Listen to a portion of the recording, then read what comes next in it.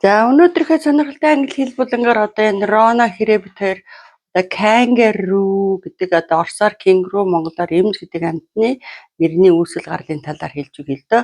Kangaroo гэдэг маань үг нь бол I don't know. Би мэдэхгүй гэдэг үг юм байна. Тэгээ яагаад одоо энэ амьтан би мэдэхгүй гэдэг нэр авсан юм бэ гэхээр одоо Капитан Кук буюу одоо Ахмад Кук анх одоо хөлөг онгоцныхоо далбааг босгоод далаагаар нэг аялж явсаар агаад тэгээд нэг их газрыг олсон нь Австралиа буюу Австрали төв байсан махна шүү дээ. Тэгээ буугаад байж итэл одоо Aborigines гэдэг орсоор аборигенчуд гэж ярьдаг. Монголоор бол одоо Австралийн уугуул иргэд хүрээд ирсэн. Тэгээ урд өмнө хараагүй зүс царайтай хүмүүс бинийгээ гайхаад байж итэл хажуугаар нэмж ингээд дэгдээд өнгөрсөн юм л л дээ.